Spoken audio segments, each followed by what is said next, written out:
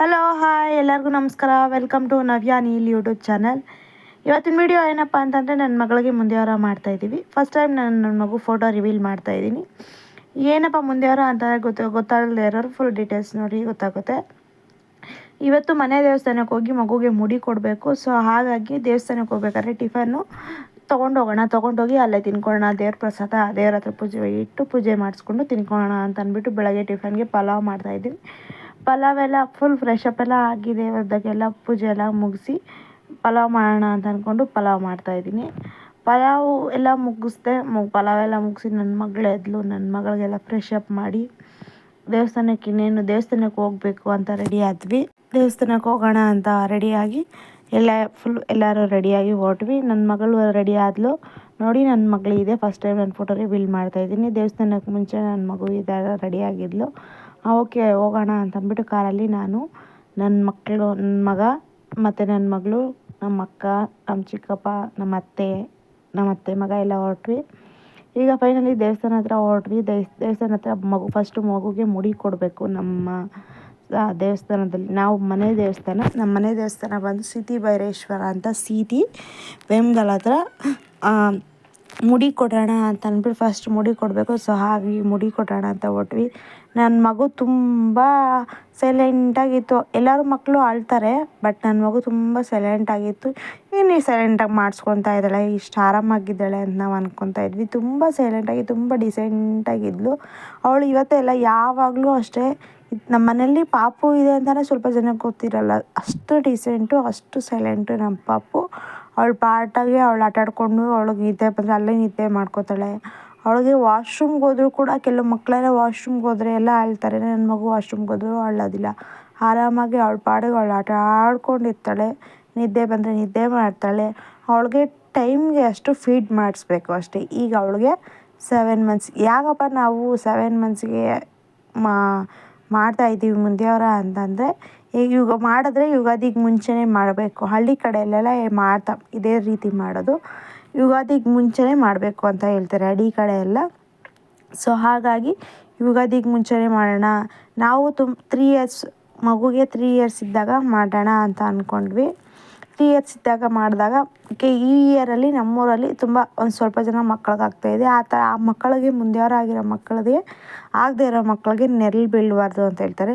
ಆ ಮಗುಗೆ ಈ ಮಗಳಿಗೆ ನೆರಳು ಬೀಳಬಾರ್ದು ಅಂತ ಹೇಳೋದ್ರಿಂದ ಏನು ಮಾಡ್ತಾರೆ, ಕೆಲವು ಜನ ಎಲ್ಲ ತುಂಬ ಸಿಂಪಲಾಗಿ ಮಾಡಿಬಿಟ್ಟು ಮತ್ತು ಅವ್ರ ಕೈಯಲ್ಲಿ ದುಡ್ಡು ಅಡ್ಜಸ್ಟ್ ಆದಾಗ ತುಂಬ ಚೆನ್ನಾಗಿ ಮಾಡಬೇಕು ಅಂತ ಅಂದ್ಕೊಂಡಾಗ ಅವ್ರ ಕೆಪಾಸಿಟಿ ಎಷ್ಟಿರುತ್ತೆ ಆವಾಗ ಅಷ್ಟು ಮಾಡ್ಕೋತಾರೆ.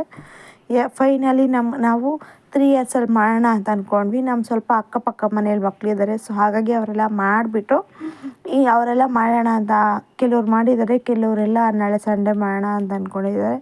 ಓಕೆ, ಇನ್ನು ಮಗುಗೆ ಯಾಕೆ ನೆರಳು ಬೀಳುತ್ತೆ 3 ಇಯರ್ಸು ಅಂದರೆ ನಾನು ಅಷ್ಟೇ. ಎಲ್ಲೋ ದೇವ್ರದ್ದು ಅಂತ ನಾನ್ ವೆಜ್ ಎಲ್ಲ ತಿನ್ನೋಂಗಿಲ್ಲ.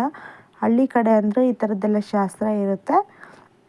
ನಾನು ಅಷ್ಟೇ ನಾನ್ ವೆಜ್ ಎಲ್ಲ ಹೊರಗಡೆ ಮಾತ್ರ ತೊಗೊಂಬಂದು ತಿನ್ಬೋದು. ಬಟ್ ದೇವ್ರು ಕುಡಿಯೋದು, ದೇವಸ್ಥಾನದ್ದು ಆ ಥರದ್ದೆಲ್ಲ ತಿನ್ನೋಂಗಿಲ್ಲ. ಮತ್ತು ಮಗುಗೆ ಯಾರ್ದು ಮುಂದೆ ವಾರ ಮಾಡಿರೋ ಮಕ್ಕಳದೆಲ್ಲ ನೆರಳು ಬೀಳೋಂಗಿಲ್ಲ. ಮಗುಗೆ ಸ್ವಲ್ಪ ಹುಷಾರಿಲ್ದಾಗ ಹೋಗೋದು ಆ ರೀತಿ ಎಲ್ಲ ನಡೀತೈತೆ.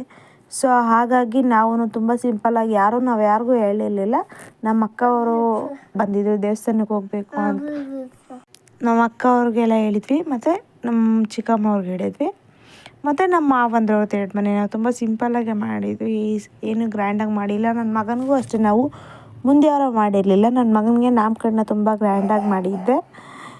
ಈಗ ನಾಮಕರಣ ಮತ್ತು ನಮ್ಮ ಮನೆಗೆ ಗೃಹ ಪ್ರವೇಶ ಆಯಿತು. 2 ಒಂದೇ ದಿವಸ ಫಂಕ್ಷನ್ ಇಟ್ಕೊಂಡು ತುಂಬ ಚೆನ್ನಾಗಿ ಗ್ರ್ಯಾಂಡಾಗಿ ಮಾಡಿದ್ವಿ. ನನ್ನ ಮಗಳಿಗೆ ಮುಂದೆ ವಾರ ಮಾಡೋಣ ಅಂತ ಅಂದ್ಕೊಂಡ್ವಿ. ಸೊ ಈಗ ಪಕ್ಕದ ಮನೆಯೆಲ್ಲ ಮಾಡಿಬಿಟ್ಟಿರೋದ್ರಿಂದ ಮಗುಗೆ ನೆರಳು ಬೀಳುತ್ತೆ ಅಂದಿದ್ದರಿಂದ ನಾವು ಈಗ ಸಿಂಪಲಾಗಿ ಮಾಡಿ, ಮತ್ತು ನನ್ನ ಮಗಳಿಗೆ 3 ಇಯರ್ಸಲ್ಲಿ ತುಂಬ ಗ್ರ್ಯಾಂಡಾಗಿ ದೇವರು ಎಷ್ಟು ನಮಗೆ ಕೊಟ್ಟರು ಅಷ್ಟು ಖರ್ಚು ಮಾಡಿ ಮಾಡೋಣ ಸ್ವಲ್ಪ ಗ್ರ್ಯಾಂಡಾಗಿ ಅಂತ ಅಂದ್ಕೊಂಡಿದ್ದೀವಿ. ಫೈನಲಿ ಮಾಡೋಣ ಅಂತ ಅಂದ್ಕೊಂಡಿರೋದ್ರಿಂದ ನನ್ನ ಮಗು ಫುಲ್ಲು ಸೈಲೆಂಟಾಗಿ ಮಾಡಿಸ್ಕೊತ ಇತ್ತು. ಏನೂ ಅಳದೇ ಇರಲಿಲ್ಲ, ತುಂಬ ಸೈಲೆಂಟಾಗಿತ್ತು ಅವಳು.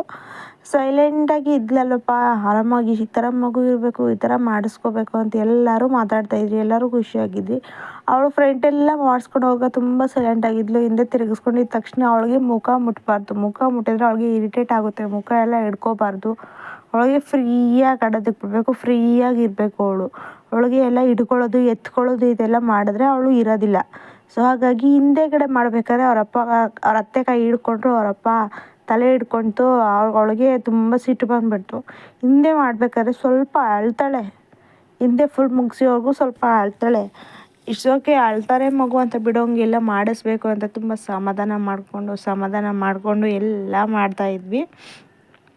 ಹಿಂದೆ ಅದೇ ರೀತಿ ಮಾತಾಡಿಸ್ತಾ ಸ್ವಲ್ಪ ಮೊಬೈಲ್ ನೋಡಿಸಿದಾಗ ಸ್ವಲ್ಪ ಸೈಲೆಂಟ್ ಆಗ್ತಾಯಿದ್ಲು, ಮತ್ತೆ ಅಳ್ತಾಯಿದ್ಲು. ಎಲ್ಲೋಡು ಬಂಗಾರಿ ಫೋನ್ ನೋಡು ಅಂತಂದಾಗ ನೋಡೋದು, ಅಳ್ಳೋದೆಲ್ಲ ಮಾಡ್ತಾಯಿದ್ಲು. ಫೈನಲಿ ಎಂಕಲ್ಲು ನಿಧಾನಕ್ಕೆ ಅಂದರೆ ತುಂಬ ಕೆಲವರು ತುಂಬ ಮಾಡಬೇಕಾದ್ರೆ ಪ್ಯಾಚಸ್ ಬಂದುಬಿಡುತ್ತೆ, ಮಕ್ಕಳು ಕದ್ಲು ಬಿಡ್ತಾರೆ. ಆವಾಗೆಲ್ಲ ಸ್ವಲ್ಪ ಬ್ಲಡ್ ಬಂದಂಗೆ ಗಾಯ ಆದಂಗೆ ಎಲ್ಲ ಆಗಿಬಿಡುತ್ತೆ. ನನ್ನ ಮಗನಿಗೆ ಆಗಿದ್ದು ಸ್ವಲ್ಪ ಗಾಯ ಆದಂಗೆ ಆಗಿತ್ತು. ನನ್ನ ಮಗದು ಸೈಲೆಂಟಾಗಿ ಇದ್ದಿದ್ದರಿಂದ ಆ ಎಂಕಲ್ಲು ತುಂಬ ಸಾಫ್ಟಾಗಿ ನಿಧಾನಕ್ಕೆ ಮಾಡಿದ್ರು, ತುಂಬ ಚೆನ್ನಾಗಿ ಮಾಡಿದರು. ನನ್ನ ಮಗಳು ಅಷ್ಟೇ, ಅಂದರೆ ಹಿಂದೆ ಸ್ವಲ್ಪ ಮಾಡೋದ್ರಿಂದ ಸ್ವಲ್ಪ ಬಾಧೆ ಆಯಿತು. ಇಟ್ಸ್ ಓಕೆ, ಫೈನಲಿ ಏನೂ ಮಾಡೋಕ್ಕಾಗಲ್ಲ ಅಂತ ನನ್ನ ಮಗಳದೆಲ್ಲ ಮುಗಿದು ಅವಳಿಗೆ ಫ್ರೆಶ್ ಅಪ್ ಆಗಿ ಎಲ್ಲ ಮಾಡಿ ಫೈನಲಿ ಈಗ ನನ್ನ ಮಗಳು ಗುಂಡಾದ್ಲು ನೋಡಿ, ಈಗ ರೆಡಿಯಾಗಿದ್ದಾಳೆ, ಎಷ್ಟು ಚೆನ್ನಾಗಿದ್ದಾಳೆ ಅಂತ. ನೋಡಿ ನಮ್ಮ ಚಿಕ್ಕಪ್ಪ ಹಾಯ್ ಮಾಡ್ತಾಯಿದ್ದಾರೆ. ಇದು ನಮ್ಮ ಗಂಡ, ನಮ್ಮ ಯಜಮಾನ್ರು, ನಮ್ಮ ಅತ್ತೆ, ನಮ್ಮ ಅಕ್ಕ, ನನ್ನ ಮಗ ಇಷ್ಟು, ಮತ್ತು ನಮ್ಮ ಚೇತು ಅಂತ ನೋಡಿ ಅಲ್ಲಿ ಹೋಗ್ತಾಯಿದ್ದಾರೆ ಅವರೆಲ್ಲ. ಫೈನಲಿ ದೇವಸ್ಥಾನಕ್ಕೆ ಹೋಗೋಣ ಅಂತ ಅಂದ್ಬಿಟ್ಟು ಎಲ್ಲರೂ ಹೊರಟ್ವಿ. ಇದು ಯಾವುದು ಪ್ಲೇಸು ಅಂತ ಕೆಲವರು ಆಲ್ಮೋಸ್ಟ್ ನಮ್ಮ ಕೋಲಾರಲ್ಲಿರೋರಿಗೆಲ್ಲ ಗೊತ್ತಿರುತ್ತೆ, ಸಿಟಿ ಭೈರೇಶ್ವರ ಅಂತ. ಅಲ್ಲಿ ತುಂಬ ಚೆನ್ನಾಗಿದೆ ವಾತಾವರಣ. ಫೋಟೋಶೂಟಿಗಂತೂ ಹೇಳೋ ಅಂಕೆ ಎಲ್ಲ ಸಖತ್ತಾಗಿರುತ್ತೆ ಇದು ಪ್ಲೇಸು. ಬೇಕು ಅಂತನೋರು ಯಾವಾಗಲಾದರೂ ಬೇಮ್ಗಲ್, ನರಸಾಪುರ ಈ ಕಡೆ ಬಂದಾಗ ವಿಸಿಟ್ ಮಾಡಿ ನೋಡಿ, ತುಂಬ ಚೆನ್ನಾಗಿದೆ ದೇವಸ್ಥಾನ ಅಲ್ಲ. ಬಟ್ ದೇವಸ್ಥಾನ ಹೊರಗಡೆ ಎಲ್ಲ ನಾನು ವೀಡಿಯೋಗಳೆಲ್ಲ ಮಾಡಿಕೊಂಡೆ. ಒಳಗಡೆ ಹೋದ್ಮೇಲೆ ಫೋನ್ ಮೊಬೈಲ್ ಅಲೋ ಇಲ್ಲ ಫೋಟೋಸ್ ಹಿಡಿಯೋದಕ್ಕೆ. ಪೊಲೀಸರು ಇರ್ತಾರೆ ಅಲ್ಲಿ, ತೊಗೊಂಡ್ಬಿಡ್ತಾರೆ. ಸೊ ಹಾಗಾಗಿ ನಾನು ಒಳಗಡೆ ಇಲ್ಲ, ಪೊಲೀಸರು ಹೊರಗಡೆ ಬಂದಾಗ ಮಾತ್ರ ವೀಡಿಯೋ ಮಾಡಿಕೊಂಡೆ. ಪೊಲೀಸರು ಒಳಗಡೆ ಇದ್ದಾಗ ನಾನು ವೀಡಿಯೋ ಮಾಡೋದಕ್ಕೆ ಹೋಗಲಿಲ್ಲ. ಲೈಟಾಗಿ ಸ್ವಲ್ಪ ನಮ್ಮ ಮನೆ ದೇವ್ರು ಕಾಣಿಸ್ತು ನೋಡಿ, ಅದೇ ನಮ್ಮ ಮನೆ ದೇವರು, ಅದೇ ಸಿಟಿ ಭೈರೇಶ್ವರ ಸ್ವಾಮಿ. ಈಗ ಅಲ್ಲಿ ದೇವಸ್ಥಾನದಲ್ಲಿ ದರ್ಶನ ಎಲ್ಲ ಮುಗಿಸ್ಕೊಂಡು ಆಚೆ ಬಂದ್ರಿ. ಆಚೆ ಕಡೆ ಒಂದು 5 ದೇವರಿದೆ. 5 ದೇವರು, ಒಂದು ಆಂಜನೇಯ ಇದೆ, ಮತ್ತು ಇನ್ನೊಂದು ಈಶ್ವರ ಇದೆ, ಮತ್ತು ಇನ್ನೊಂದು ಗಂಗಮ್ಮ ಅಂತ ಇದೆ, ನಾಗರಕಲ್ಲೆಲ್ಲ ಇದೆ.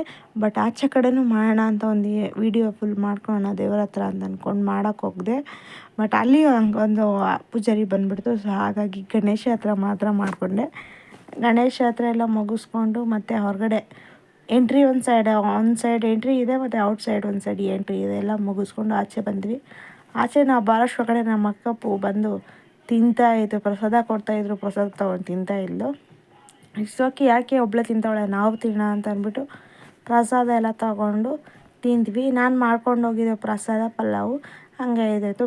ದಾರಿಯಲ್ಲಿ ಅದು ಯಾವುದೋ ಅಜ್ಜಿಗೆ ಕೊಟ್ಬಿಟ್ಟು ಬಂದಿದ್ದ ತಕ್ಷಣ ಅವರತ್ತೆ ಅವಳಿಗೆ ಅಂತ ಕಾಲು ಗೊಳ್ಸು, ಗೆಜ್ಜೆ ಮತ್ತು ಬಳೆ ತಂದಿತ್ತು. ನಾನು ಹಾಕಬೇಕು ಅಂತಂದು, ಸರಿ ಆಯ್ತು ಮಾಡಿ ಹಾಕಿ, ಯಾಕೆ ನಾನು ವಿಡಿಯೋ ಮಾಡ್ಕೋಬೇಕು ಅಂತಂದ್ಬಿಟ್ಟು ನಾನು ವಿಡಿಯೋ ಮಾಡ್ತಾಯಿದ್ದೆ.